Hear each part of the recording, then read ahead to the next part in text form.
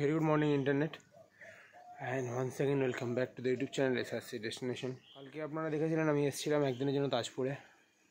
রাত্রিবেলা এসে ঘুমিয়ে পড়েছিলাম খাবার নিয়ে এসে, তার জন্য আর কি খাবার এনেছিলাম সেটা আপনাদের শেয়ার করতে পারিনি, কিন্তু খাবার এনেছিলাম আলু ভাজা, রুটি আর তার সঙ্গে চিকেন।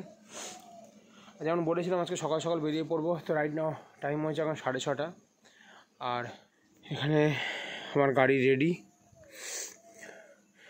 আর এই হচ্ছে এখানকার ভিউ, দোলনা, সুন্দর গার্ডেনিং করা আছে এখানে, তার সঙ্গে বাচ্চাদের জন্য স্লিপ, আর এদিকে হচ্ছে সুইমিং পুল।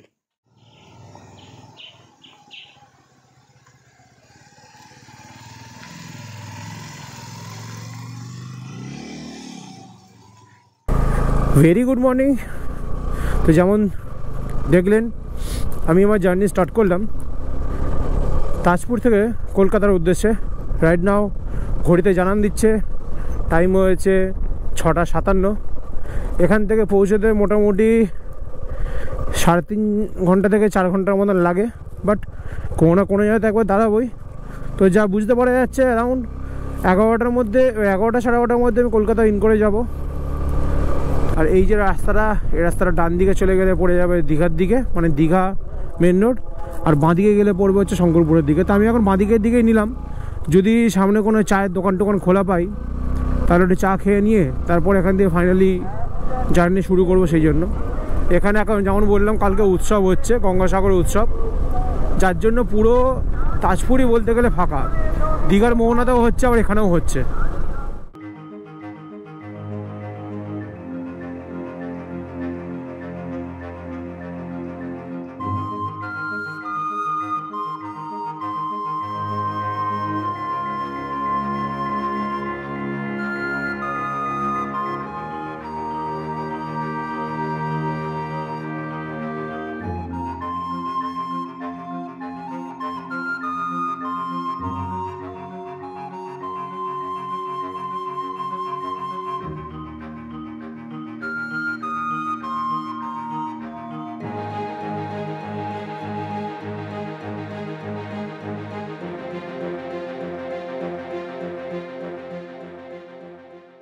আমি এখন আছি তাজপুর থেকে শঙ্করপুর যাওয়ার রাস্তার মাঝখানে।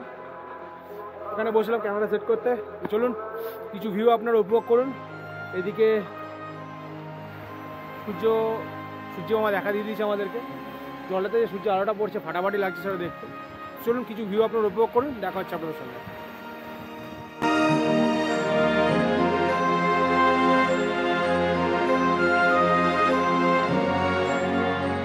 না, আমি এখন এসে গেছি কাঁথি মোড়ে, আর এই যে রাস্তাটা সয়ে যাচ্ছে এই রাস্তাটা নতুন মেইন ড্রাইভের দিকে যাচ্ছে, আর আমি যাব বাঁ দিকে কলকাতার দিকে।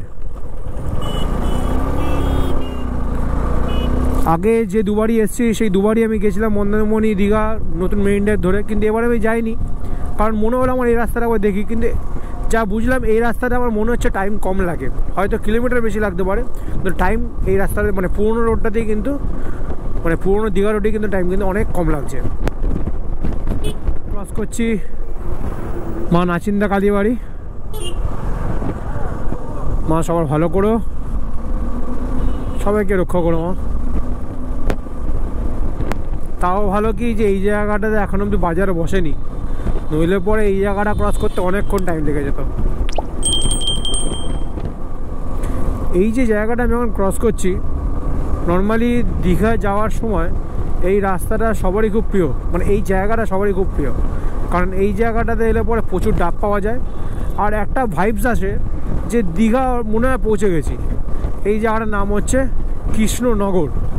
কৃষ্ণনগর মানে কিন্তু এটা আমাদের ওই কৃষ্ণনগর নয় যে কৃষ্ণনগর আমরা শিলিগুড়ি যাওয়ার সময় ক্রস করি, এটা কিন্তু আরেক কৃষ্ণনগর যেটা অবস্থিত বা যেটা হচ্ছে মেদিনীপুরের আন্ডারে পড়ে। আর এই জায়গাটা মনে হচ্ছে পুরো পাহাড়, আমাদের সেই পাহাড়ের বাঘের কথা মনে করে দিচ্ছে।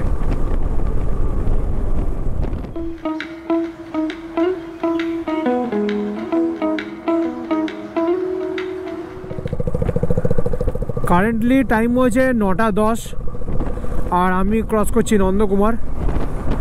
নন্দকুমার মোড় থেকে আমাদের নিতে হয় বাঁদিক, নিয়ে আমরা যাব কলকাতার দিকে।